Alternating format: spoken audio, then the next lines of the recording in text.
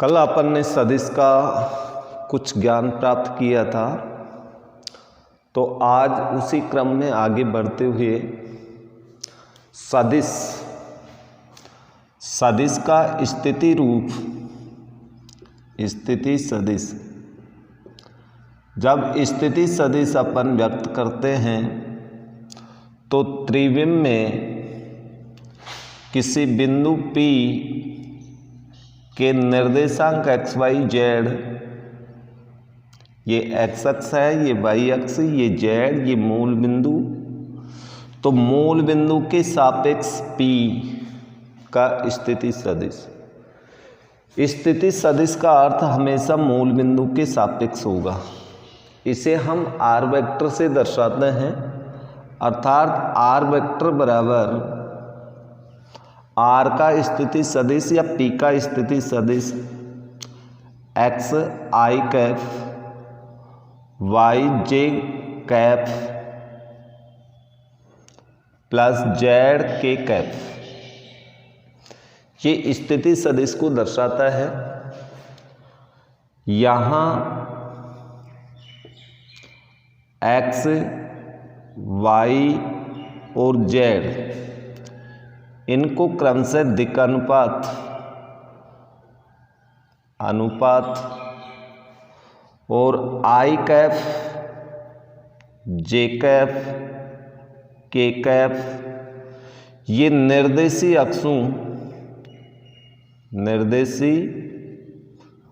अक्षों के मात्रक सदिश है, मात्रक सदिश, अर्थात इन सदिशों के परिमाण इकाई होते हैं।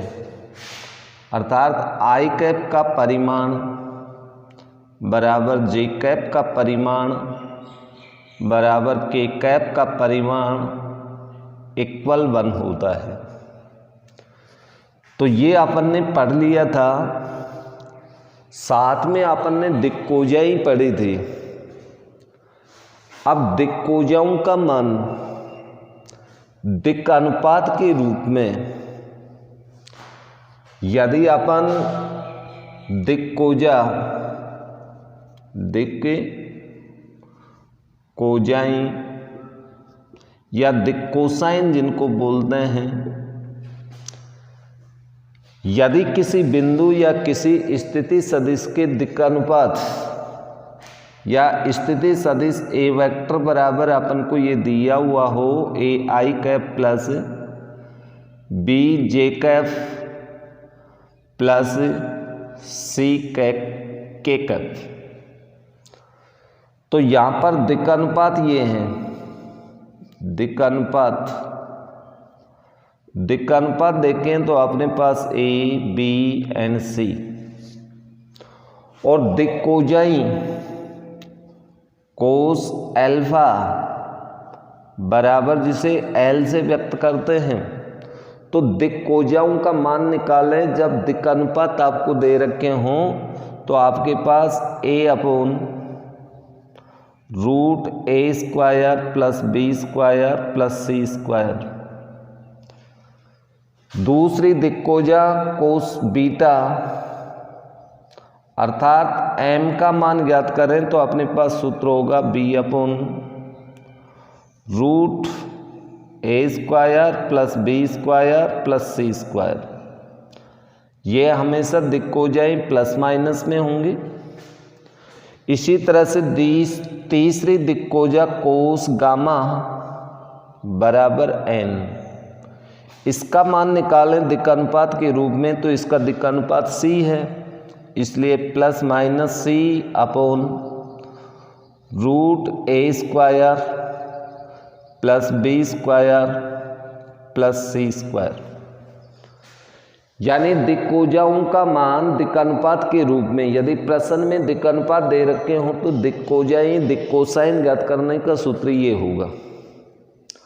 और यहाँ पर आई कैप जे कैप के कैप ये निर्देशी अक्षों के मात्रक सदिश हैं, अर्थात इनको अपन इस तरह से भी व्यक्त कर सकते हैं। आई कैप बराबर ओ एक्स वेक्टर जे कैप बराबर ओ वाई वेक्टर और के कैप बराबर ओ जेड वेक्टर। जेड अक्ष पर मात्रक सदिश, वाई अक्ष पर मात्रक सदिश, एक्स अक्ष पर मात्रक सदिश। तो ये आपका आई कैप, जे कैप और के कैप होता है।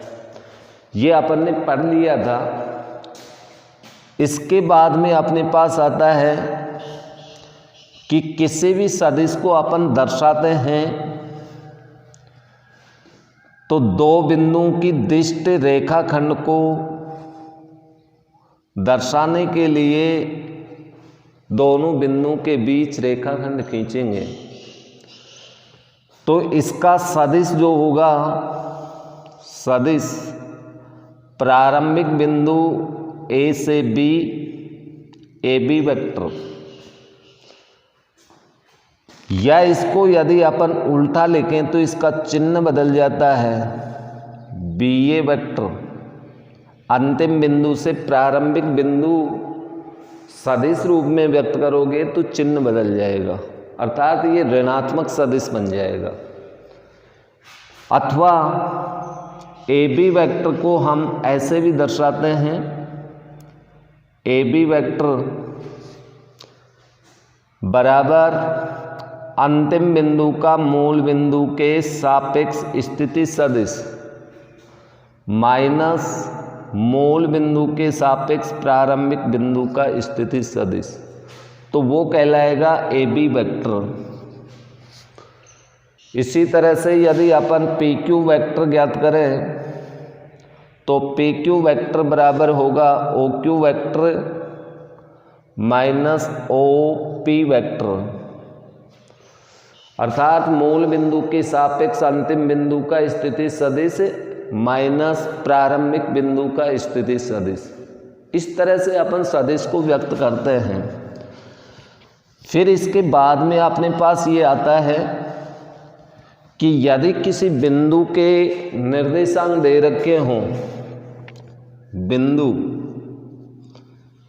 बिंदु के निर्देशांक, जैसे मान लिया कि P बिंदु के निर्देशांक एक्स वाई जेड है और इसका स्थिति सदिश ज्ञात करना हो, तो यहाँ पर ये जो निर्देशांक हैं ये दिक्कानुपात कहलाएंगे। दिक्कानुपात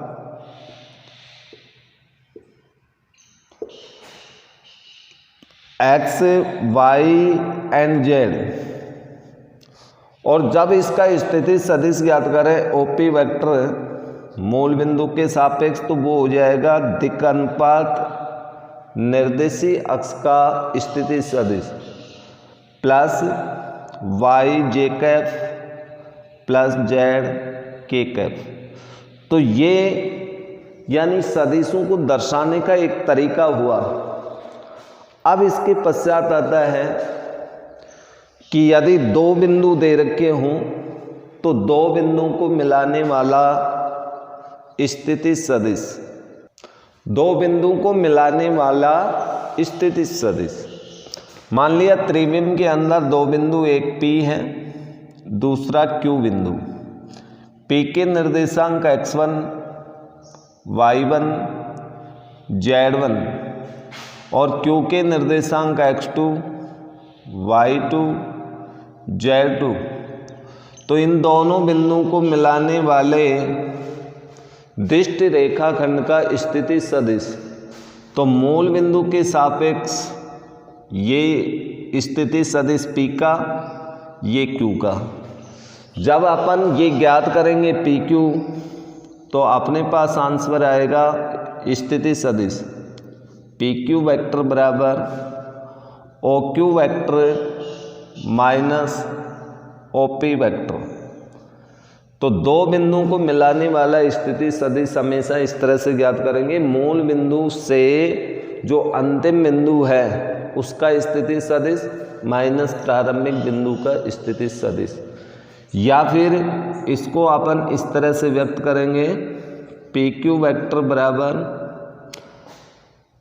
x2 i cap y2 j cap Z2 k cap minus x1 i cap y1 j cap plus Z1 k cap. या इसी सदिश को हम ऐसे भी व्यक्त कर सकते हैं x2 minus x1 i cap y2 minus y1 j cap and Z2 minus Z1 k cap. तो दो बिंदुओं को मिलाने वाला स्थिति सदिश संकेत रूप में स्थिति सदिश के मान दे रखे हों तो इस रूप में, अर्थात दो बिंदुओं का जो दिक्कनुपात निकालेंगे अपन, दिक्कनुपात जब दो बिंदु मिलाते हैं तो उस रेखाखंड के दिक्कनुपात क्रम से x2 माइनस x1, ये आपका पहला दिक्कनुपात A होगा, y2 माइनस y1 ये दूसरा दिक्कनुपात B होगा, Z2 माइनस Z1 ये तीसरा दिक्कनुपात C होगा। तो इस तरह से दो बिंदुओं को मिलाने वाले स्थिति सदिश से संबंधित सूत्र और संकेत हैं खंड सूत्र। और ये खंड सूत्र तो आपने कक्षा 11 में त्रिविम में पढ़ा था और कक्षा 10 में आपने द्विविम निर्देशांक ज्यामिति के अंदर भी पढ़ा था। वही सूत्र हैं, लेकिन यहाँ पर सदिश आपको ज्ञात करना पड़ेगा विभाजक बिंदु के। वहाँ पर हमने विभाजक बिंदु के निर्देशांक ज्ञात करने का सूत्र पढ़ा था। तो अपन ये मान लेते हैं कि दो बिंदु, एक बिंदु हमने A माना, दूसरा बिंदु हमने B माना, इसके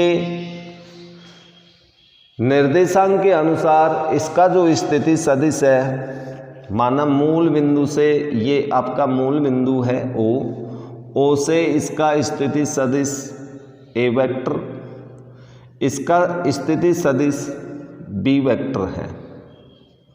दोनों के स्थिति सदिश क्रम से A और B है। इन दोनों बिंदुओं को मिलाने वाले रेखाखंड को कोई बिंदु अंतः विभाजित करता है जिसका नाम R है। तो R का यहाँ पर स्थिति सदिश स्मॉल r या कैपिटल R कैसे भी लिख सकते हैं। और ये बिंदु R AB रेखाखंड को क्रम से M तथा N अनुपात में विभाजित करता है। तो विभाजक बिंदु R का स्थिति सदिश, अब मूल बिंदु के सापेक्ष R का स्थिति सदिश ज्ञात करेंगे तो O R वेक्टर बराबर अपने पास सूत्र जो होगा अनुपात के रूप में होगा M B vector, B vector का मतलब OB वेक्टर। जब इसको OA के OR के रूप में लेंगे तो ये OB वेक्टर होगा plus N A vector means OA vector. A का मूल बिंदु के सापेक्ष स्थिति सदिश बटा M plus N, M plus N, ये आपका अंतः विभाजक सूत्र होगा।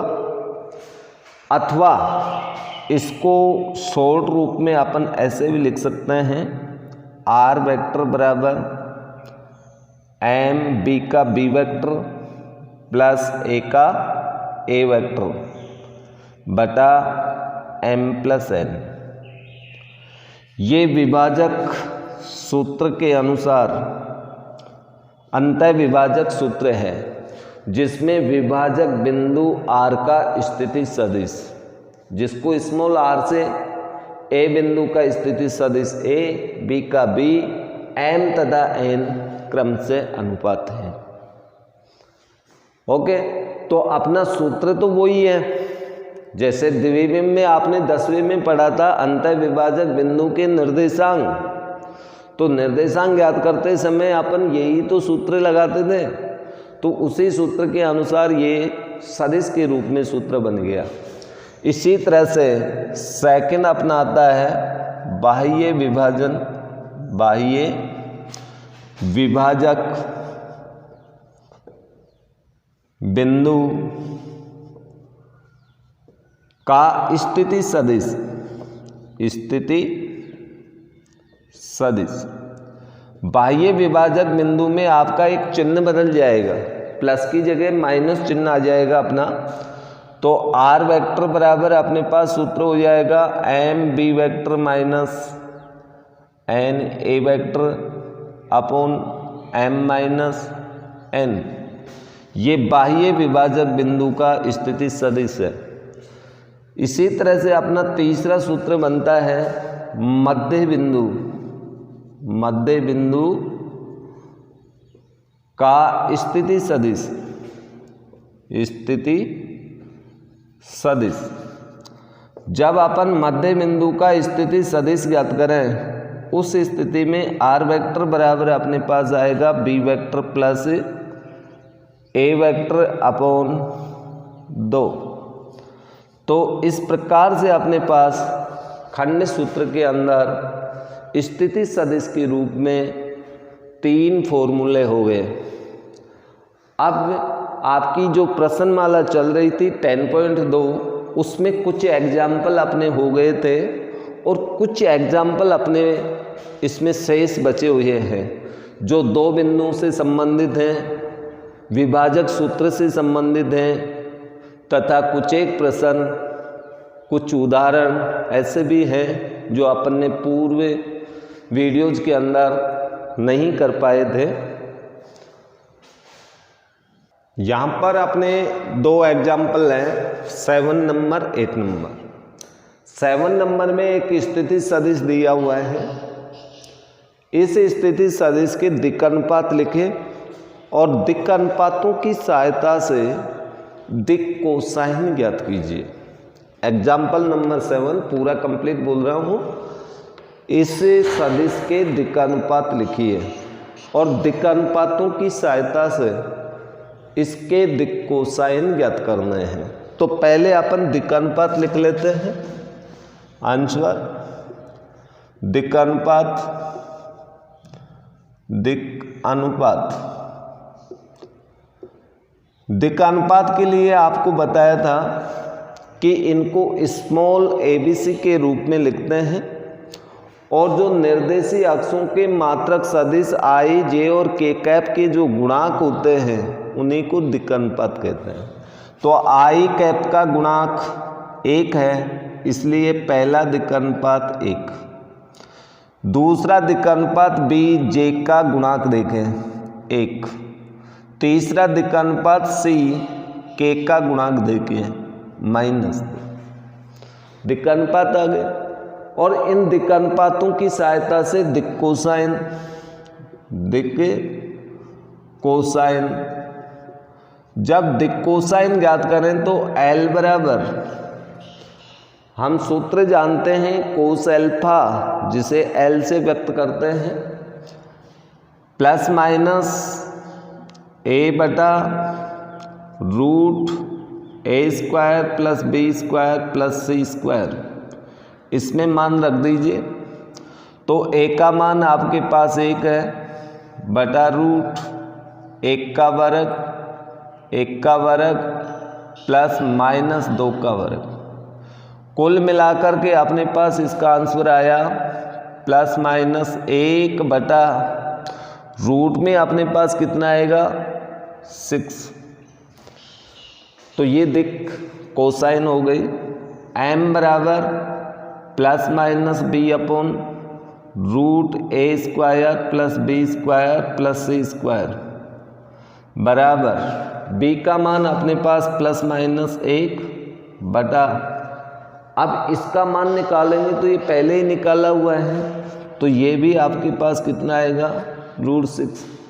n बराबर प्लस माइनस सूत्र होता है c upon root a square plus b square plus c square. तो इसमें अपन c का मान रखें तो c का मान नेगेटिव है तो माइनस प्लस हो जाएगा 2 अपॉन √6। तो इस प्रकार से इसकी दिक् कोसाइन हमें प्राप्त होंगे। इसके बाद में आपका एग्जाम्पल नंबर जो 8 है उसमें आपको ये दिया गया है इनको आप ऐसे भी लिख सकते हैं, दिक कोसाइन, दिक कोसाइन। दिक कोसाइन क्रम से पहले में देखिए, पहला चिन्ह लें तो 1/√6 आएगा प्लस में, दूसरा भी 1/√6, लेकिन तीसरे में -2/√6। या आप दूसरा चिन्ह लें तो पहले दोनों ऋणात्मक होंगे, ये धनात्मक होगा, बात एक ही है। तो ये दिक कोसाइन आपकी होंगे। उदाहरण नंबर 8 में आपको ये प्रश्न दिया गया है कि BA वेक्टर का मापांक, कौन सा वेक्टर? BA वेक्टर का मापांक और दिक कोसाइन ज्ञात करें। अब BA वेक्टर ज्ञात करने के लिए पहले तो BA ज्ञात करो। तो इस एग्जाम्पल में आंसर ये होगा आपका BA वेक्टर ज्ञात करें तो अपना सूत्र होगा कौन सा? B से A आ रहा है तो OA vector minus OB vector. इस फॉर्मूले का प्रयोग करेंगे तो पहले BA वेक्टर आएगा। तो BA वेक्टर बराबर OA वेक्टर का मान देखिए I + 4j - 3k Kaif minus 2i Kaif minus 2j Kaif minus k Kaif. अब इसके बाद में अपन BA वेक्टर ज्ञात करें तो BA वेक्टर का मान I में से I घटेगा जुड़ेगा, J में J घटे जुड़ेगा, K में K। ये सदिशों को जोड़ने का तरीका है। तो I प्लस का 2i माइनस का तो minus i cap, 4j plus का और 2 भी प्लस का हो जाएगा कोष्टक खोलने पर 6j कैप, 3 के कैप माइनस का ये प्लस का हो जाएगा तो माइनस का 2k कैप। ये अपने पास BA वेक्टर हो गया। अब इसका मापांक, BA वेक्टर का मापांक, मापांक का अर्थ अपन जानते हैं कि रूट, इसके जो दिक्कनुपात हैं इनके वर्ग कर दो, I कैप का गुणांक प्लस J कैप का गुणांक प्लस C कैप का गुणांक, K कैप का गुणांक। तो अपने पास मापांक प्राप्त हुआ 1 + 36 + 4 बराबर √41। इसका मापांक तो हमें प्राप्त हो गया। अब इसके बाद में दिक कोसाइन, इसकी दिक कोसाइन ज्ञात करें तो BA वेक्टर का स्थिति सदिश रूप दिख रहा है, दिक्कनुपात -1 + 6 और -2 है। तो अपन सूत्र की सहायता से ज्ञात करें तो A बराबर, हम ये भी लिख सकते हैं इसमें मापांक के रूप में, यानी +-A/BA वेक्टर का मापांक। तो ये वही सूत्र है कौन सा? +-A/√A² + B² + C²। √A² + B² + C² उसका स्थिति सदिश का मापांक होता है। इसलिए यहाँ पर अपने पास मान आ जाएगा -1/√41। M का मान ज्ञात करें इसी प्रकार तो +-B/BA का परिमाण, तो प्लस माइनस करेंगे तो यहाँ पर प्लस का 6 है √41। n बराबर +-A/BA वेक्टर का परिमाण, यानी इसका मान -2 है √41। तो ये इसकी दिक कोसाइन होंगे। BA और AB वेक्टर, AB वेक्टर का अर्थ क्या होगा? BA वेक्टर का अर्थ होता है -BA वेक्टर। इन दोनों में ये संबंध होता है। ओके, यानी किसी भी सदिश के प्रारंभिक व अंतिम बिंदु को बदलने पर सदिश का चिन्ह बदल जाता है। एग्जाम्पल नंबर 9, यहाँ पर 3 स्थिति सदिश दे रखे हैं ए बी एन से, तब A plus B plus 2c vector की दिशा में मात्रक सदिश ज्ञात कीजिए। अब इसकी दिशा में मात्रक सदिश ज्ञात करोगे तो सबसे पहले तो ये ज्ञात करना पड़ेगा आपको कि A vector plus B vector plus 2c vector equal, तो यानी तीनों सदिशों को पहले जोड़िए, तो 2i cap minus J cap plus 3k cap plus i cap plus 3j cap plus 2k cap, ये दो सदिशों के मान रख दिए। लेकिन तीसरा जो सदिश है 2c वेक्टर, अर्थात c वेक्टर को 2 से पहले मल्टीप्लाई करें और फिर जोड़ें। 2 into C vector, C vector का मान अपने पास 4j प्लस 5k कैप है, अर्थात इसका मान क्या प्राप्त होगा, आई कैप में, जे कैप में, के कैप में जुड़े अथवा घटेंगे। 2i कैप प्लस का 1 प्लस का 3 हो गए, 3 और इसमें i कैप है नहीं, तो यानी कुल मिला के 3i कैप। जे कैप में 1 माइनस का 3 प्लस का, कुल मिला के 2j कैप हो गया, और ये 8j कैप हो जाएगा जब कोष्टक खोलेंगे। तो 8 और 2 कितने हो गए, 10j कैप। के कैप में देखें तो 3 और 2 5, और ये आपके 10 हो जाएंगे जब कोष्टक खोलेंगे, 2 से मल्टीप्लाई है, तो कुल मिलाकर के अपने पास कितना हो गया, 15k कैप। ये अपने पास एक नया सदिश प्राप्त हुआ जो कि A vector plus B vector plus 2c vector के योग के बराबर है। तो इसे अपन नए संकेत के रूप में मान भी सकते हैं, माना इसे डी वेक्टर के रूप में मान लेता है। इसलिए A plus B vector plus 2c vector की दिशा में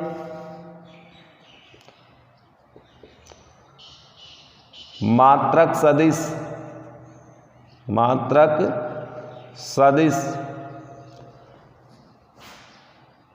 डी वेक्टर बराबर, या फिर मात्रक सदिश को वेक्टर नहीं दर्शा करके इसे कैप के द्वारा दर्शाएंगे।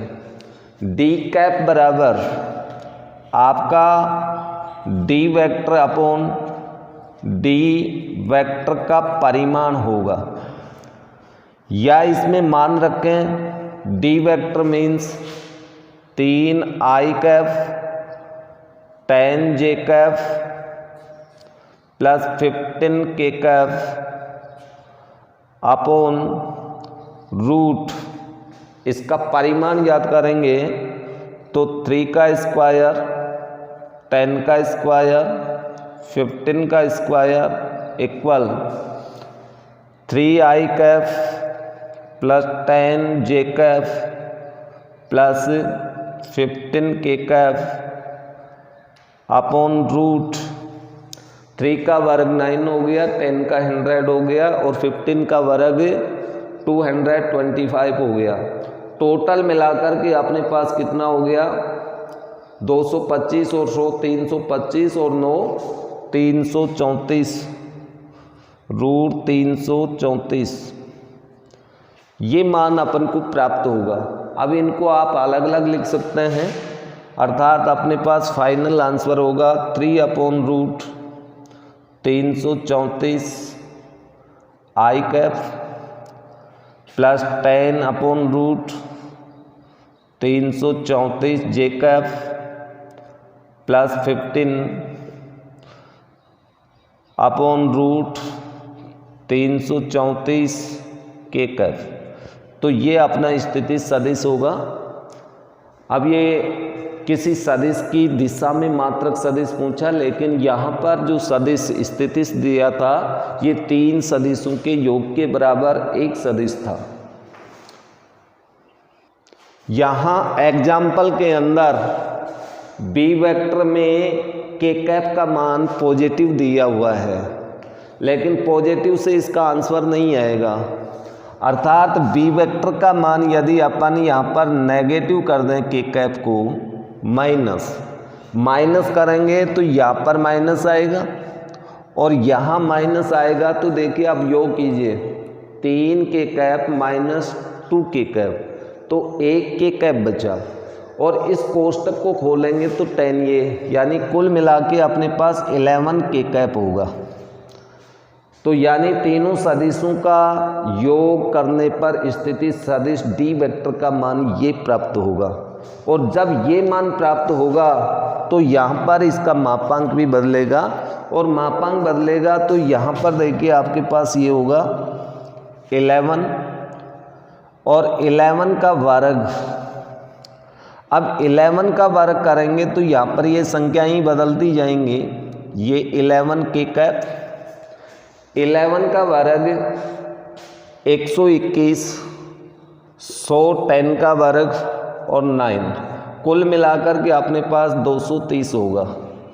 तो इसका मान हुआ 230 और 230 से करेंगे तो यहाँ पर आपके पास 15 के स्थान पे 11 और इन सभी जगह 230 मान कर दें।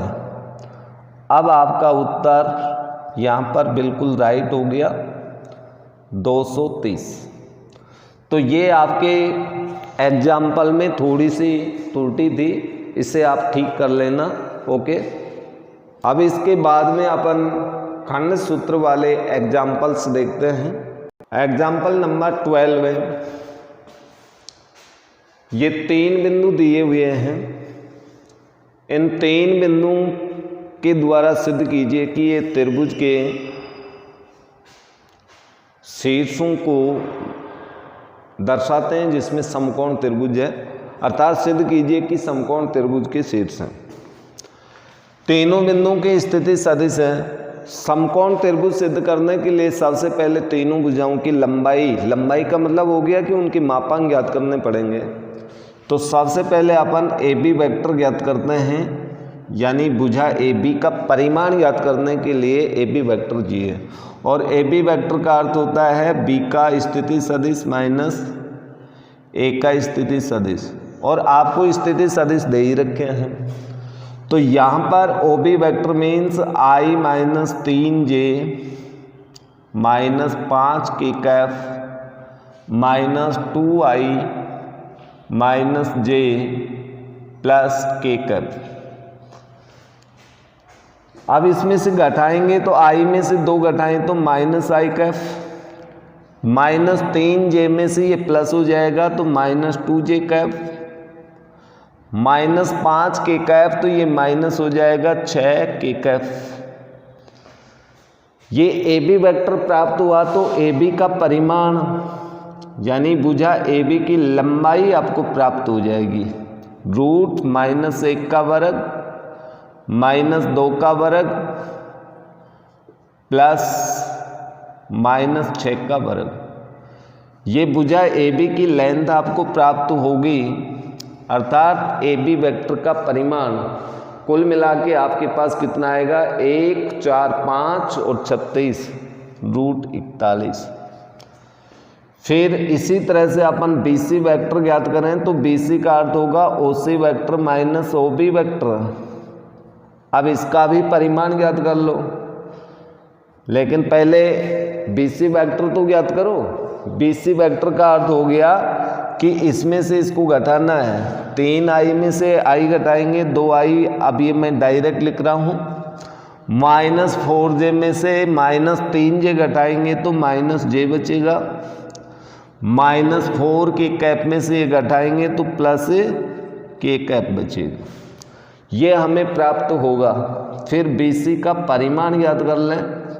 परिमाण याद करेंगे तो आपके पास आएगा 2 का वर्ग माइनस 1 का वर्ग प्लस 1 का वर्ग।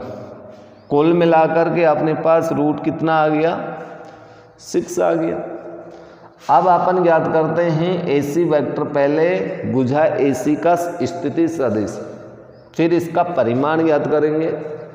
AC वेक्टर का अर्थ होगा OC vector minus OA vector, और जब ये ज्ञात करेंगे तो OC में से OA घटाएं। OC मीन्स ये स्थिति सदिश का, और OA मीन्स एक का स्थिति सदिश, इसमें से इसको घटाना है। 3i में से 2j, ये भी मैं डायरेक्ट लिख रहा हूँ, तो आपके पास क्या बचा i कैप, -4 में से -j घटाएंगे तो -3j कैप बचेगा। -4 के कैप में से k घटाएंगे तो -5 कैप हो जाएंगे। कुल मिलाकर के इस सदिश का परिमाण √1 का वर्ग प्लस -3 का वर्ग प्लस -5 का वर्ग, तो अपने पास इसका परिमाण प्राप्त हुआ 1 और 9 10 35। ये तीनों भुजाओं के मापांक यानी परिमाण यानी उनकी लेंथ आ चुकी है। अब हम जानते हैं समकोण त्रिभुज में सबसे बड़ी भुजा का वर्ग उसकी शेष भुजाओं के वर्गों के योग के बराबर।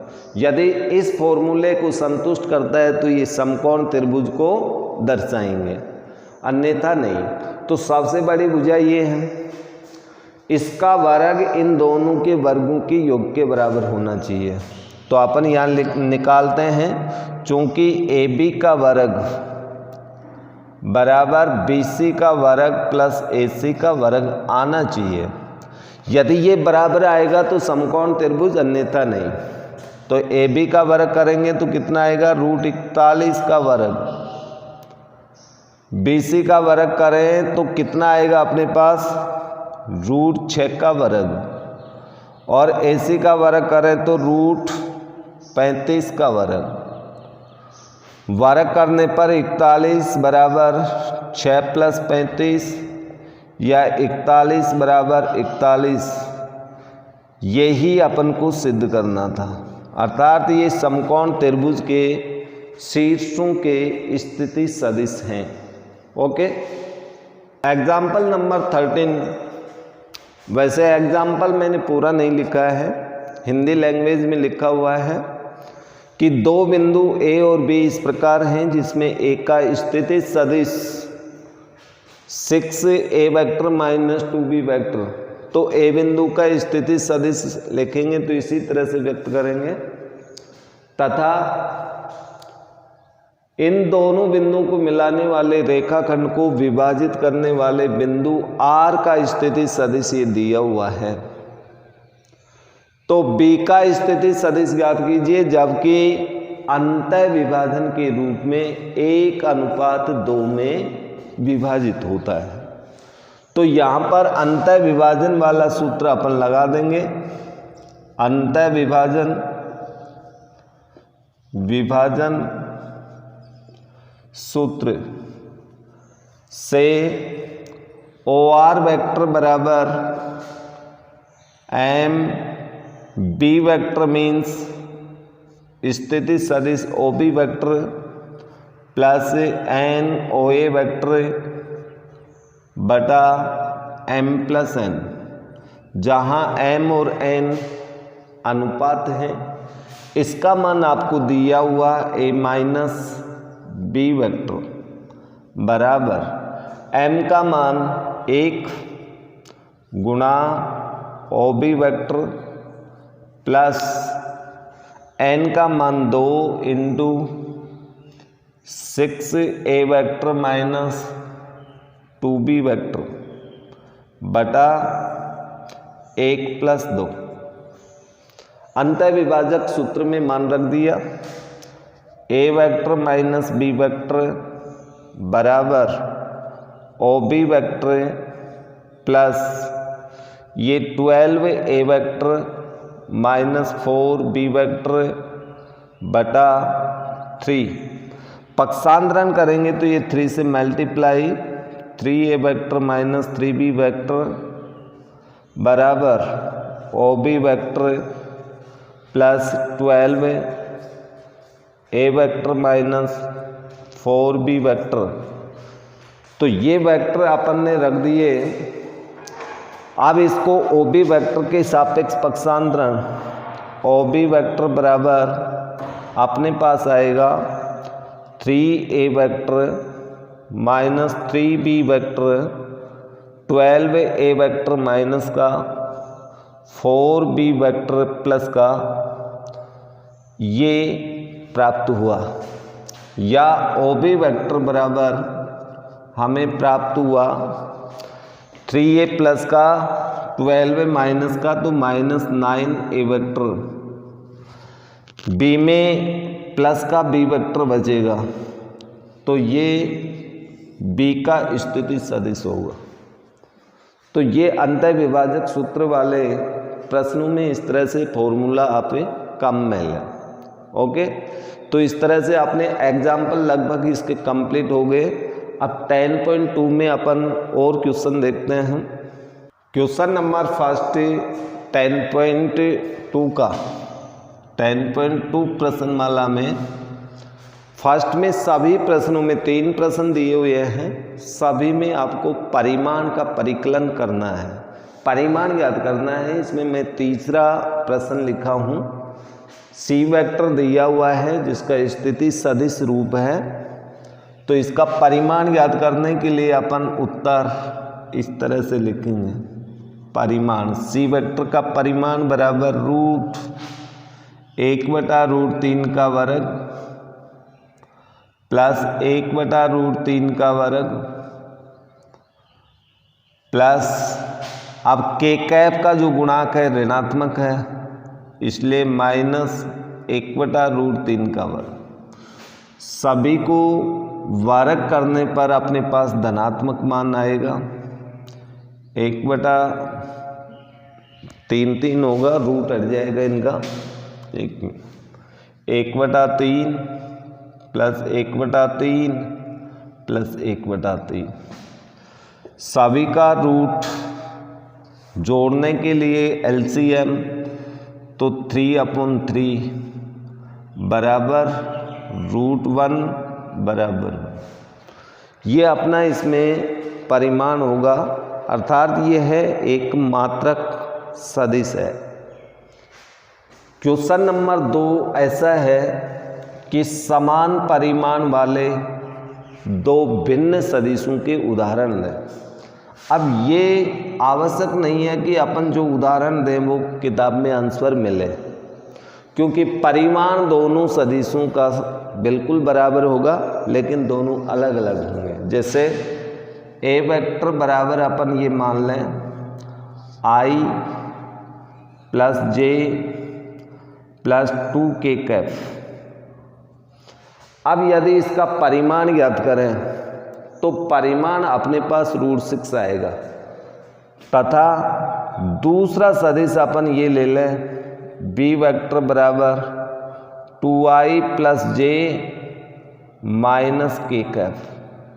अब दोनों सदिश बिल्कुल भिन्न भिन्न हैं, लेकिन दोनों के परिमाण ज्ञात करेंगे तो √6 ही आएगा।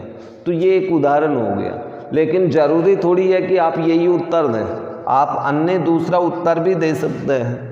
अथवा A वेक्टर बराबर कोई ये भी मान सकता है I कैप माइनस 2J, एक सदिश है। दूसरा सदिश आप ये भी ले सकते हो B वेक्टर बराबर 2J माइनस K। अब दोनों स्थिति सदिश में अपन परिमाण ज्ञात करें तो दोनों का परिमाण √5 आता है, लेकिन दोनों बिल्कुल भिन्न भिन्न है। तो ये एक एग्जाम्पल हो गए। तो जरूरी नहीं है कि किताब में आपको ये वाला उत्तर मिले या ये वाला, दोनों ही नहीं मिले, कोई तीसरा भी हो सकता है। ओके, अब इसके आगे की क्वेश्चन देखें। क्वेश्चन नंबर 4, सदिश 2 सदिश समान हैं, XY का मान ज्ञात करो। जब दोनों सदिश समान है तो समान सदिश परिभाषा से, समान सदिश परिभाषा से भाई इनके अदिश घटक बराबर होंगे। जब अदिश घटकों की तुलना करें तो इसका अदिश घटक 2 है और इसमें अदिश घटक x है, तो 2 बराबर x हो गया एंड 3 बराबर y, ये आपका आंसर हो गया। इसके बाद में आपका एग्जाम्पल नंबर 8 दिया है, क्वेश्चन नंबर 8 से पहले चलो मैं आपको क्वेश्चन नंबर 6 और बता देता हूं, जिसमें केवल योग करना है। योग किस तरह से करेंगे, यहाँ 3 सदिश दिए हुए हैं, तीनों को जोड़ना है। ABC का योगफल कीजिए। ये 3 सदिश है, ए vector, B vector, C vector, तीनों स्थिति सदिश के रूप में है, तीनों का योगफल करना है। Answer A vector plus B vector plus C vector, ये हमें ज्ञात करना है। तो जोड़ते समय ऐसे कैसे मान रखेंगे, i minus 2j plus K cap minus 2j 2i, B का मान रख रहे हैं, plus 4j cap plus 5k cap plus C vector के मान i minus 6j minus 7k Kaif. तो अब जोड़ते समय यहाँ पर क्या होगा कि i वाले गुणांक एक साथ जुड़ेंगे, j वाले एक साथ, k वाले एक साथ। तो i के गुणांकों को जोड़ें, उनके साथ i कैप से गुणा कर दें, प्लस j वाले गुणांकों को जोड़ के j से गुणा कर दें, प्लस k वाले गुणांक जोड़ करके k से कर दें। i में देखिए यहाँ पर गुणांक 1 है, यहाँ पर माइनस का 2 है, यहाँ पर प्लस का 1 है। j में ये माइनस 2 है, यहाँ पर प्लस 4 है, आगे माइनस 6 है। फिर k में देखें तो पहले में 1, दूसरे में प्लस का 5 और तीसरे में माइनस का 7। तो कुल मिला के अपने पास योगफल ये आएगा। ये तो हो गया 0i कैप। यहाँ पर आपके पास हो गया ये 8 माइनस का 4 प्लस का, तो माइनस का 4j कैप। यहाँ पर 6 प्लस का 7 माइनस का, तो 1 बच गया माइनस का k कैप। या फिर इसको लिख सकते हैं minus 4j cap minus k cap. ये अपना आंसर होगा। यानी 2 या 2 से अधिक सदिशों का योग घटाव इस प्रकार से करेंगे जैसे सामान्य नियम में अपन जोड़ घटाव करते हैं। Okay, question number 8, PQ vector के अनुदिश मात्रक सदिश, PQ वेक्टर के अनुदिश मात्रक सदिश ज्ञात करना है, जबकि P और Q क्रम से आपको निर्देशांक के रूप में दे रखे हैं। अर्थात PQ वेक्टर का अर्थ हुआ 2 बिंदुओं को मिलाने वाला स्थिति सदिश। अब 2 बिंदुओं को मिलाने वाला स्थिति सदिश आप PQ वेक्टर ज्ञात करें तो इस सूत्र का प्रयोग कर सकते हैं। PQ वेक्टर बराबर x2 minus x1 i cap, यानी दूसरे बिंदु का x निर्देशांक माइनस पहले बिंदु का x निर्देशांक i cap, plus y2 minus y1 j cap, plus z2 minus z1 k cap, बराबर x2 का मान देखिए 4 माइनस 1 का i कैप, प्लस y2 का मान 5 minus 2 j cap, plus z2 6 minus 3 z1 का मान है k कैप, या फिर 3i cap plus 3j cap plus 3k cap. ये आपको PQ वेक्टर प्राप्त हुआ। अब इसकी दिशा में मात्रक सदिश ज्ञात करना है, तो PQ वेक्टर की दिशा में मात्रक सदिश बराबर सूत्र होगा PQ वेक्टर बटा PQ का परिमाण। मान रख दीजिए PQ वेक्टर है 3i plus 3j Kaif plus 3k Kaif बटा रूट परिमाण ज्ञात करें 3 का वर्ग 3 का वर्ग 3 का वर्ग। ठीक है जी। तो आपने पास कुल मिलाकर के आएगा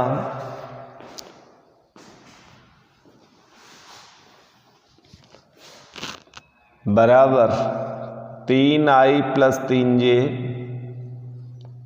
प्लस 3k कैफ बटा रूट 27 या फिर 3i 3j plus 3k Kaif बटा 3 रूट 3। प्रत्येक में भाग दे दें, भाग देंगे तो अपने पास ये आएगा 1 बटा रूट 3 आई कैफ 1 बटा रूट 3 जे कैफ प्लस 1 बटा रूट 3 के कैफ। ये पी क्यू के अनुदिश मात्रक सदिश होगा। ये प्रश्न थोड़ा सा अलग है 11वां। इसमें दो सदिश आपको स्थिति सदिश के रूप में दिए हैं। सिद्ध कीजिए या दर्शाइए कि ये संरेख है। तो सबसे पहले ऐसे प्रश्न को हल करने के लिए अपन मान लेते हैं यहाँ पर कि पहला स्थिति सदिश A vector 2i minus 3j plus 4k cap और दूसरे को अपन बी वेक्टर मान लेते हैं। बी वेक्टर बराबर minus 4i plus 6j minus 8k cap. ये मान लिया। अब यहाँ पर अपन देखें दोनों सदिशों के अंदर संरेखता के लिए आपने एक फॉर्मूला पढ़ा था कि यदि ए वेक्टर बराबर लैम्ब्डा बी वेक्टर आ जाए तो दोनों सदिश संरेख होते हैं, या फिर इसके स्थान पे ये आ जाए कि बी वेक्टर बराबर ए वेक्टर इंटू लैम्ब्डा, दोनों में से कोई सा भी हो। तो यहाँ अपन देखें तो ए वेक्टर से बड़ा तो बी वेक्टर के गुणांक दिखाई दे रहे हैं, तो अपन पहले लिख लेते हैं बी वेक्टर। तो बी वेक्टर बराबर हमने माना minus 4i plus 6j minus 8k Kaif. अब इसमें से हमारे पास कुछ कॉमन आ रहा है। यदि माइनस 2 कॉमन ले लें तो ये 2i कैफ, ये माइनस का 3j कैफ और ये प्लस का 4k कैफ बन जाएगा माइनस 2 कॉमन लेने पर। अब तुलना करके देखिए ये ए वेक्टर का मान है तो हम इसके स्थान पे लिख सकते हैं माइनस 2a वेक्टर, अर्थात बी वेक्टर बराबर माइनस 2a वेक्टर। लैम्ब्डा यहाँ पर एक पूर्णांक है, यानी ये एक रियल नंबर है, तो ये लैम्ब्डा का मान आ रहा है, अर्थात हम लिख सकते हैं ए तथा बी वेक्टर। बी वेक्टर संरेख हैं। इस तरह के प्रश्नों को, संरेख वाले प्रश्नों में आप यही देखें कि दोनों स्थिति सदिशों के अंदर ये देख लें कि कौन से सदिश में अपने पास राशि कॉमन आ रही है, अर्थात लैम्ब्डा का मान आ रहा है, और फिर इन दोनों में से किसी भी एक फॉर्मूले को संतुष्ट करनी चाहिए। ओके, आप लोगों के पास एनसीईआरटी की बुक नहीं है तो मैं इस बुक्स के अंदर प्रश्नों की फ़ोटोकॉपी दे देता हूं, तो आप इन प्रश्नों को हल करके देखें और हल करने के पश्चात किसी भी प्रश्न में किसी भी प्रकार की समस्या हो तो आप कमेंट्स करके पूछ लें। ये 10.2 प्रश्नमाला के प्रश्न हैं, तो आप इनको हल करके देखें और जो भी प्रश्न नहीं आए प्रश्नमाला और प्रश्न संख्या लिख करके कमेंट्स कर दें, वो आपको अगले 1 या 2 वीडियोज के बाद में सॉल्यूशन के रूप में प्राप्त होगा। ठीक है जी, तो ये आप स्क्रीन रोक करके प्रश्नों को अच्छे से पढ़ लें और पढ़ करके आप अपनी रफ नोटबुक के अंदर हल करने का प्रयास करें। जो समझ में नहीं आए वो पूछ लें।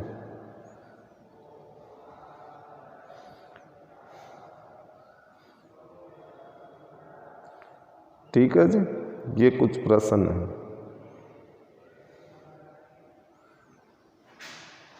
चलो और देख लीजिए,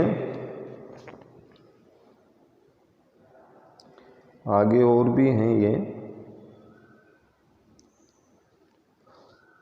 अब जो प्रश्न आप पूछोगे केवल इस अभ्यास में से उतने ही प्रश्न बताए जाएंगे, शेष प्रश्न मैं नहीं बता पाऊंगा, क्योंकि लगभग सभी टाइप के एग्जाम्पल अपन ने इसमें हल कर लिया। फिर भी किसी प्रश्न में दिक्कत हो तो आप कमेंट्स करके पूछ लें। ओके,